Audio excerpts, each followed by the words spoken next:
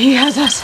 The Yautja, or predators, are known across the cosmos as the most relentless hunters. For them, the hunt is not just survival, it is honor. Their rituals are steeped in blood and glory, and their trophies are taken from the most formidable prey. Across the galaxy, they seek challenges that test their strength and cunning, with the strongest Yautja rising to power through conquest and dominance. But among their clans, rivalries run deep, and one such rivalry sets the stage for an epic clash on Earth, in the heart of Wakanda. Welcome back to your nerdy show. I'm your host, Spoiler Master. Wakanda, a hidden nation built on Vibranium, has thrived in isolation for centuries. Protected by advanced technology and the legacy of the Black Panther, it stands as a symbol of strength and innovation. Vibranium, the nearly indestructible metal that powers their progress, is sacred to the Wakandan people. But what happens when this resource catches the attention of a clan of Yautja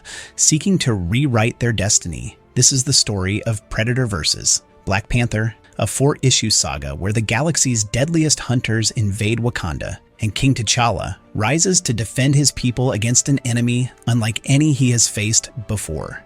The rivalry that set the stage for war. Long before the events in Wakanda, 2 Yautja brothers fought for the throne of their father, the Predator King. The king wielded a weapon of legendary power, a spear tipped with vibranium, or as the Yautja call it, godmetal. This rare substance had been collected during the king's hunt on Earth, and its unique properties made the spear nearly unstoppable. The elder brother, favored by their father for his strength, used the vibranium-tipped spear to dominate the blood hunt that would determine the next leader. The younger brother, smaller and born with only one leg, was no match for his siblings' advantage. Defeated, disgraced, and abandoned, the younger brother was stripped of his weapons and tied to a totem to die in dishonor. But this was not the end of his story. The younger brother survived, using his intelligence and cunning to turn his disadvantage into strength. Over time, he integrated Yautja technology into his body, subcutaneous wrist blades, enhanced armor, and even a mechanical leg.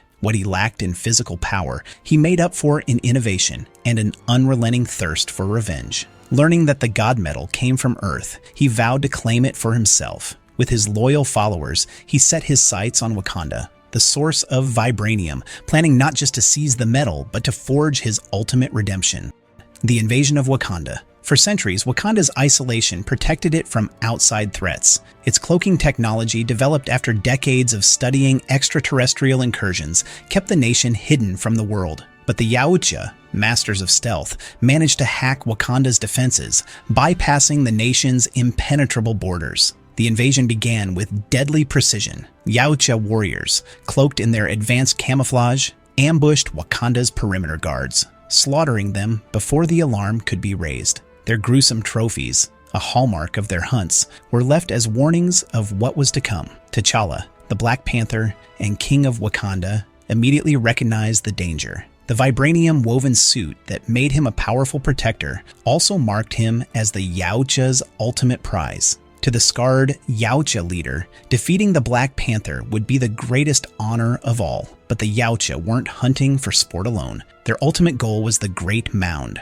Wakanda's vast vibranium deposit. The godmetal, they believed, would allow them to create weapons, armor, and technology that could turn the tide of their civil war back home.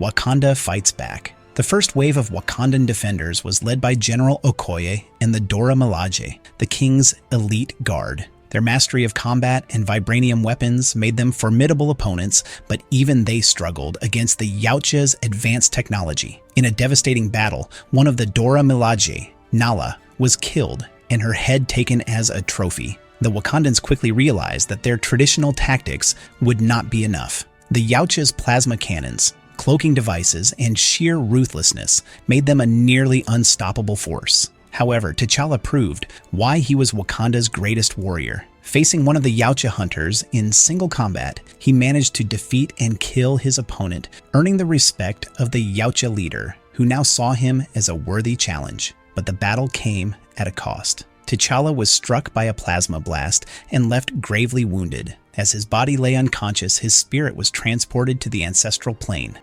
Lessons from the past. In the ancestral plane, T'Challa sought guidance from his grandfather, Azuri the Wise. Azuri revealed that Wakanda had faced the Yautja before. Decades earlier, that battle had been brutal, with hundreds of Wakandans losing their lives to defend Vibranium from the alien hunters. It was this earlier invasion that had inspired the creation of Wakanda's cloaking shield, a defense designed to protect the nation from future threats. Azuri warned T'Challa of the stakes. If the Yautja succeeded in claiming the Vibranium, they would become an unstoppable force, not just for Wakanda, but for the galaxy. The Panther must win, Azuri told him, or there will be nothing left of Wakanda but bones and ashes. T'Challa returned to the fight, more determined than ever.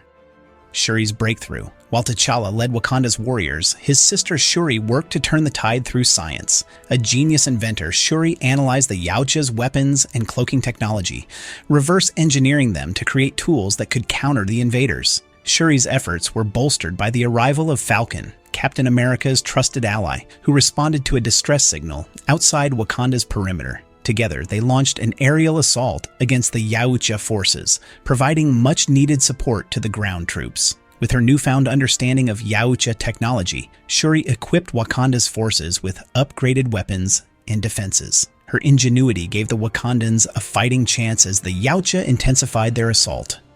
The battle for the Great Mound. The Yautja leader, the scarred younger brother, finally reached the Great Mound with his clan. Using the Vibranium they had already gathered, they forged powerful weapons and armor. When the Wakandan forces arrived, they were met with predators clad in nearly indestructible Vibranium armor. The battle was brutal. Akili, one of Wakanda's top warriors, was decapitated in the chaos. The Dora Milaje, though fierce and unyielding, suffered heavy losses as the Yautja unleashed plasma blasts and cloaked ambushes. The mines became a blood-soaked battlefield, with both sides taking devastating casualties. Okoye, though wounded, managed to plunge her Vibranium-tipped spear into the armor of one of the Yautja, proving that the invaders were not invincible. This act of defiance rallied the remaining Wakandan forces, who fought back with renewed determination.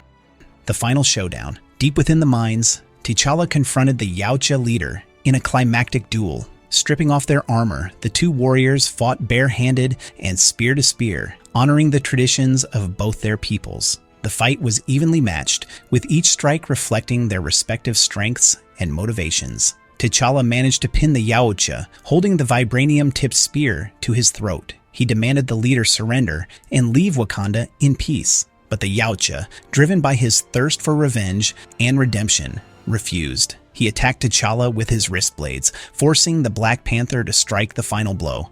Shuri's gambit. While the battle raged below, Shuri and Falcon intercepted the Yautja starship as it prepared to leave Wakanda's atmosphere with stolen Vibranium. Shuri planted a bomb on the ship, ensuring that the invaders would not escape with the godmetal. As the Yautja leader's final message transmitted to his homeworld, Shuri detonated the bomb, destroying the ship and its contents. The explosion left nothing but Vibranium shards behind, safeguarding Wakanda's greatest resource. The aftermath. In the aftermath of the battle, Wakanda mourned its losses. The Dora Milaje, the war dogs, and countless civilians had given their lives to defend their nation. T'Challa, though wounded, stood as a symbol of resilience and strength. He vowed to rebuild and prepare Wakanda for any future threats. But light years away, the Predator King and his favored elder son received the Yautja leader's warning. The message revealed the source of the godmetal and the power it could bring. Now aware of Wakanda's Vibranium, the Predator King set his sights on Earth, vowing to claim the resource for his people.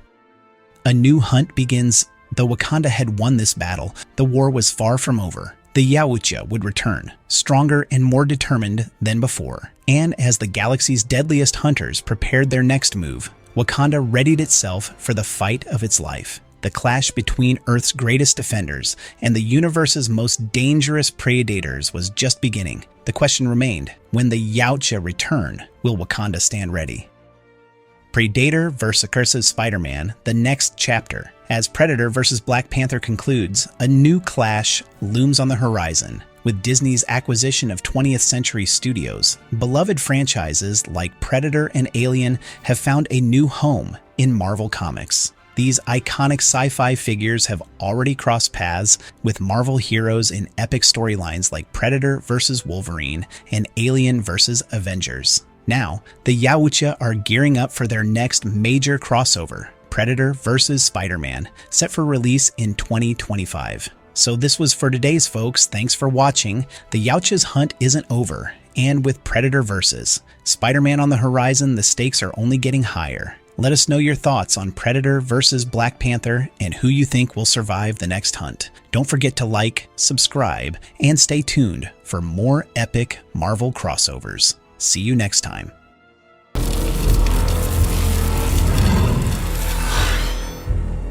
Now what the heck, I'll laugh anyway.